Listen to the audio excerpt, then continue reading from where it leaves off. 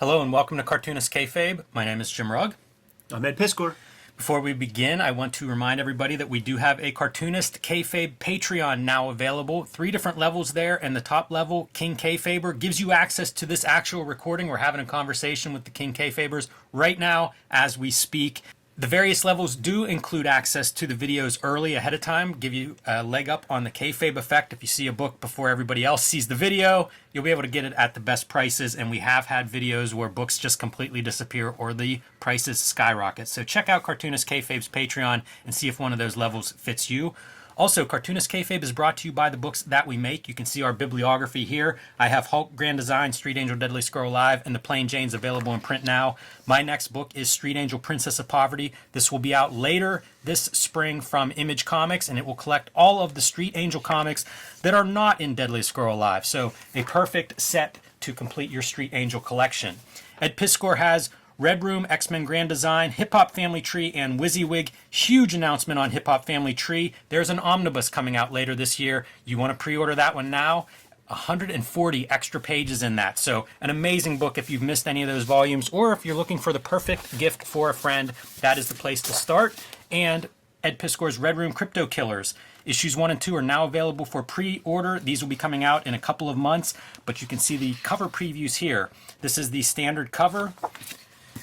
There is a sketch cover that's coming out. This has been long requested, and it scares me to think of what will be done to these sketch covers. I am contributing my set of variants, including issue number 1 here. You can see an homage to Rob Liefeld's Youngblood, one of the important creator comics in my life. And here is a cover for Red Room Crypto Killers number 2.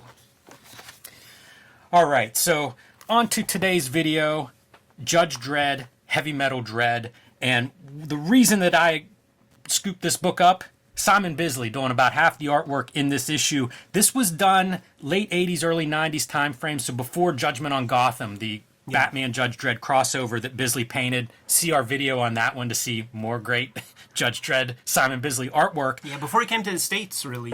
Yes, very early in his career. Yeah. It was actually commissioned by some music magazine, is where these stories started out.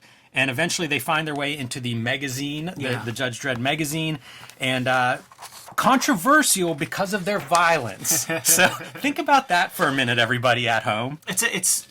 Yeah, you know, like the British, they have like the video nasties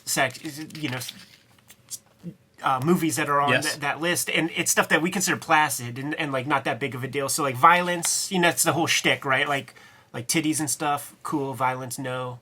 And we're the opposite. Exactly. And so when you get a guy like Bisley who's leaning into the violence, you see a chainsaw and the results of that chainsaw coming along. So the violence is here from the beginning with that toothbrush splattering blood on all of this artwork. Totally.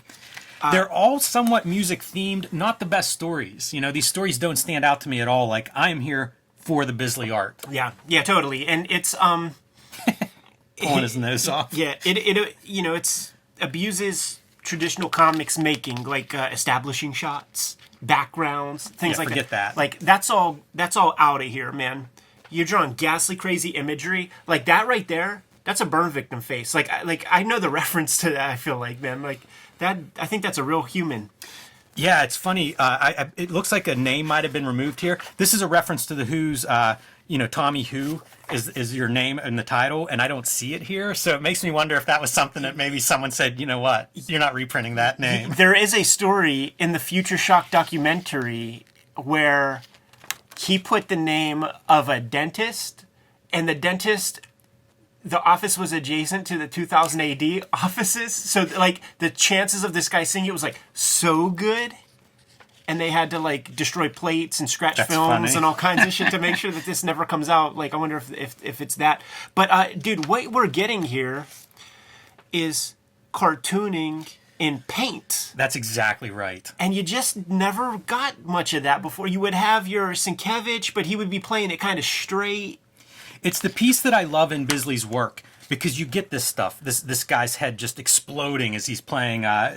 They call these pinball like they're love machines. They're love machines, and so like he's building to this climax, and you see a lot of head trauma throughout this collection. but that's what you get that is missing everywhere. You know, if you look at background supporting characters, they're all caricatures and cartoons. Totally. And it's really a great element whenever you juxtapose that with this kind of like painted graphic violence next to a cartoon. These are like Looney Tunes for our generation. Yeah, totally. And, you know, Bisley, he's such an interesting guy because he is just before my time. It all works out. The math of it. Like, you would have been the age of like the kids that were fucking with the Bisley stuff when I was like a little dude, and those same kids were the Tank Girl heads and the Jimmy Hewlett cats. Like it's just a few years older than me. Like the kids who had Voltrons were the Bisley kids, and the what you call it, man? Who else did I name? The Jimmy Hewlett joints. Yeah, and that's what you see here because today, we get access to Jamie Hewlett and Simon Bisley all over the internet. Like, there's no distinction. But back then, it's like, I'm buying Marvel and DC off the rack, and then you see this kind of, like, Batman treatment. Like, this stuff, taboo isn't even the right word. Like, we look at bootlegs and we get excited to see, like, weird versions of these known licensed characters. And that's what you were getting, this, like, complete lack of respect for the institutions. It feels very British. I love this character design with this big metal teeth jaw. And of course, biting Batman's head off. And you know, it's got a hinge, like it's total cartooning stuff, man. What did Brian Bolland tell us about the Judge Dredd bike? Easy to do, front view. Front view. Not a lot of perspective on that bike. This became a pretty iconic image. I feel like that's been used on covers and maybe even posters. Versions of it also. It became a motif where people would do their kind of profile, big gun Judge Dredd image. Reminds me so much of the Mobius Batman stuff we looked at. Yeah. You know, just complete like, I don't know about disdain, but there's no respect shown for those institutions. And again, just violence, you know, shooting through a head, face blowing out the back of the helmet, eyes just bouncing free. This one looks older. This is not Biz. Oh, okay. This is not Biz. And the other, John Hinkleton is the other artist who's highlighted in this. This is like, but it has like Brendan McCarthy shit in here. There is a Brendan McCarthy story, yeah. This one is Colin McNeil. So there's a couple of these stories that are not our two main artists in there. It looks pretty good to me, you know? They always put their A-listers on Dredd, for sure. This is hilarious. Blows up this guy in this wheelchair, right? He lands without a head, and then the head falls on top with a plop. It's genius, man. We got Lemmy Kilmister, man, keeping with our musical themes. Yeah, Johnny Biker. And you can almost see Bisley kind of working through certain styles and doing some different stuff, getting more confident. You see this in Kevich. I saw something online where Bisley talked about figuring out, and I forget the artist he credits for, but figuring out that you almost do a skinny Judge Dredd and then you pad him out in those big boots and shoulders and armor and gloves and all those other accoutrement that makes Judge Dredd. But he said, like, if you have muscles on top of that, it's just too much. It's like, yeah, you know, it's and he's right. Like, I've tried drawing Judge Dredd that way. Yeah, so it's kind of neat to see him working through that. This is some pretty... if you showed me just this page, I would not guess Bisley. Yeah. So it's kind of neat to see him doing that, too. Even this one, pretty wild for a Bisley piece. You could just put your mind in that place where this is, like, coming out for the first time and just how it fucking blows people's minds. This, again, not Bisley. Yeah, I don't think. Where you create a situation where you do get these Biz clones. Dean Ormstrom. Ormston. So it's still a different artist. guy, you know? Yeah. And then you have your Angus Kind of Mackay's like and how he stuff. looks. Pretty interesting style on its own. Wouldn't surprise me if he ended up doing a bunch of 2000 AD because it kind of feels like it'd be right at home in that. And then this is the John Hinkleton. One of the notes that I found on this, I think it was Douglas Walk is doing like the Judge Dredd reading. Is that right? Oh, he's done that in the past. So I found one of his articles on this story or on this book, and he was saying like Hinkleton has said that he did one of these on LSD, drew one of these, but not clear which one. And as we flip through them, let me know if you figure out which one, although that's a pretty good face with just... That's a bad trip. That's the brown acid. It could be. He took the browns. It's a wild style, though. This is somebody that I did not know about until this book showed up in my mailbox, and it was like, kind of like this stuff, too. Yeah. Like, it's incredible the amount of musculature that he's putting in a face. A lot of muscles that I have not seen before. There were these Titan reprints that would have this kind of color and stuff like that, and there would, you know, they would do it right. They would have like a ball end or Mick McMahon up front, and then it would have these like adjacent dudes. And I think I have some of his work. Yeah, I love seeing like these guys who do their own color. It really allows for something. You know, like this, I can't tell if it's markers or paint that's going in there. Yeah. But combined with the black and white line art, that's a pretty radical style for something that would have been like early 90s. I have to imagine that the Judge Dredd magazine had gloss paper to support this kind of like, because like imagine that dark blue on a newsprint, especially Yes. that 2000 AD newsprint. Like it would might as well be black. Yeah, hard to imagine that working. How about that for like a bee beard? Would not want to draw. If you told me any of these stories were done on LSD, I'd be like, sure, not going to argue with you because it's just, they're out there. This represents like the second, third generation Judge Dredd artists. So you have all that baggage that you have to rise up to and try to show improve. So you got this great history to build on, and you got to bring your A game. This is Judge Dredd going undercover in a fat suit in order to like infiltrate this gang. Just covered in flesh and blood. So over the top. Great character stuff, though. All of these pages where you see him inventing a bunch of characters, like, look at that for just pure drawing, where, like, you're having these faces overlap at different angles to get 3 eyes and stuff on a face. Very far out there. And I think clear whenever I say it is hard to tell which one he's tripping and drawing. Because every one of these has some kind of, like, outlandish imagery, you know? I don't even know what that creature is that's being dissected and sewn back together, autopsied in front of everybody. Some of this does feel like it could be 2000 AD, though. You know, maybe the coloring wouldn't work, but the line art sure, I think, would. No, totally. Yeah, I'm sure these people... It has that sensibility, you know. We talk about that sometimes of, like, the Marvel UK stuff, feeling like it's not Marvel house style, and I feel like 2000 AD has a certain house style. That's just ridiculous. Speaking of like the size of your shoulder pads and how far you can push it, would have been amazing to see some of the Image dudes tackle a Judge Dredd with that kind of like they have some of that language. It makes no sense to do this. Love this image. Just because of like rights issues and ownership stuff.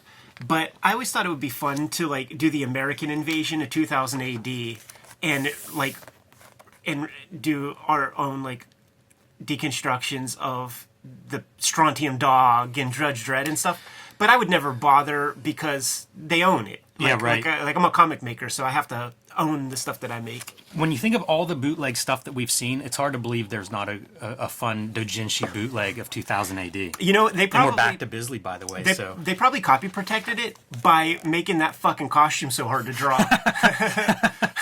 It does seem impossible. Like, what a bitch of a costume. Drawing eagles in 3D, basically, on a shoulder. Get the fuck... And then that chain and the badge. Nothing about the Judge Dredd costume is easy to draw. That helmet is weird. Yeah, totally. Man, you see pieces of this stuff, too, where it's like... It's totally... This is that early 90s Bisley. This is the stuff that I would be scooping up in Lobos or in the Batman Judge Dredd crossovers. And I just love it. I love that you can find, like, more of this work. Because I've seen pieces of this in various places, but to get it all collected in one book is awesome. And there have been a couple editions of this book, so it's not an impossible thing to find. This one was, I think, $20, so it's not an outrageous book to afford either. King Kayfaber's getting the cheapest copies. This is cool. This is Bisley again, but here it's line work with that like painted color on top, which is possibly my favorite Bisley. I like his line work a lot, and I like his painted work too. But this is almost your best of both worlds. And look at this for like, again, back to the caricature kind of stuff. I think of stuff like the Bill Sienkiewicz Dune adaptation, where like he's really exaggerating and playing with these forms, and you kind of see it here. And the cartoon element, once again, that you mentioned in the beginning of this video, it's on display in most of these stories with Bisley. It's almost part of the DNA. It doesn't feel like a gimmick that he's bringing in, but just a major part of it. And Walt Bisley presents Bimba. So maybe the weirdest story in this collection they save for near the end here. I get the sense that when he pencils a page, that it is so loose. Oh, I bet you. Because the expression in the ink line is major. Is that a dickhead? Yeah, it is. I think we actually see it go off at some point. It erupts. Keep an eye on his head, Ed, as this story progresses. But look at this for, like, it's just a real mashup stylistically. It makes me wonder what's going on. Somebody made a comment on one of these posts about how it's like 2 markers that he's coloring the backgrounds, and there you go. Yes. Fulfilling his destiny, if you will. Totally out there. And then here we go, man. Ballad of Toad McFarlane, and Brendan McCarthy here now providing the artwork, and I don't even know where to begin with this story. There's like a magical frog that impregnates Toad's parents, and as a mutant, they got to keep him hidden. But whenever he becomes a teenager, he just can't, he's got to get outside of the house. And of course, can't have mutants there in Mega City 1. Way over the top. We got to do Skin on the channel. Yeah, we should, yeah. Maybe even have McCarthy join us to do Skin. How fun would that be? It would be good. It'd be really good. And John Hinkleton, the other artist in here that's featured, writing kind of this end piece and talking about, being in a book with Bisley and stuff. So, pretty cool. I was very happy with this collection because I was looking for Bisley and found some other stuff. And I actually brought a John Hinkleton. Oh, I have this comic too. That's crazy. Yeah, so I thought I'd do a quick bonus because I don't know where else to show this, and it's one of my favorite Texiera comics. So expect 3 minutes here, everybody, of us looking at a Punisher with Mark Texiera at the top of his game. We will look at this again because Texas Punisher is a thing. So that, just show this. Fair enough. I copied this thing so many times. Yeah. I love this kind of approach that Tex was bringing, and man, I think it's a sympathetic creator to Bisley. This is coming out of that Neil Adams continuity studio direction. I don't know that the two inform one another, but boy, did they have a place in my stylistic head. My triangle, my Scott McCloud triangle of styles, Bisley and Tex were pretty close to each other, and I grabbed books from either one when I had the chance. Tex was my favorite artist for a good clip there, man, when it was like Wolverine, Punisher, Sabretooth. Yes. Yeah. Even Ghost Rider also. That's where I first saw him. Like when he was first doing his thing, man. It got that Marvel Abrams book that shows the kayfabe photos of him doing a splash page, and I'm just like, who is this fucking guy? And when I started to see his works, I'm just like, this is killer knockout comics. Well, that's a future date then, Ed, because I would love to look at a little more Tex art on this channel, and I think our fans, if they're here this far, they're gonna dig Tex too, if they whether they're longtime fans or new to him. No doubt, man. Let's get out of here, man. Kayfabers, like, follow, subscribe to the YouTube channel, hit the bell so that we can notify you when new vids are available, and we have a Patreon. Hit the link in the description below. You're going to be able to support the channel that way, and if you're a King Kayfaber, at that level of support, you're watching us record this video live, and you are able to get all the videos before anybody else. But the vids are brought to you by the books that we make. And right now, I have the Hip Hop Family Tree Omnibus coming out 2023, man. 140 plus pages of art and new stuff. It's not in the original 4 volumes. It's my best book that I've ever made. I hope you support that book. There are 4 volumes of the regular Hip Hop Family Tree, 2 volumes of Red Room, and this is the cover to the new round of Red Room comics we're doing. Crypto Killers issue number 1. That's my cover. That'll be on the stands. We got sketch covers. Jimmy did his variant cover. There it is right there, man, by way of Rob Liefeld. That's the cover for issue 2. And Peach Momoko just delivered hers this morning for Red Room 1. So get your hands on that. 2 volumes of the trade paperbacks, 3 volumes X-Men Grand Design, and WYSIWYG. Jimmy, what books you got there, man? Street Angel Princess of Poverty will be out later this spring from Image Comics. This is my next book. You can pre-order this now wherever you buy books. It will collect all of the Street Angel comics that are not in Deadliest Girl Alive, which is still available from Image Comics, back in print after a little time missing. So add that to your collection. Hulk, Grand Design, and the Plain Janes are my other books that are available and easy to come by right now. Please add those to your collection if you haven't already. And join me on patreon.com/JimRugg, where you can see lots more of my art and comics, download out-of-print zines and mini-comics, and see the comics that I am working on next. So what else do we have out there, Jimmy? Subscribe to the Cartoonist Kayfabe newsletter at the links below this video. You can also find Cartoonist Kayfabe t-shirts, merchandise, hats, mugs, stickers, and lots more at our spread shop. That link is also under this video. All great ways to support the Cartoonist Kayfabe channel. Keep these videos coming to you on a daily basis. Give them those marching orders and we'll be on our way. Read more comics.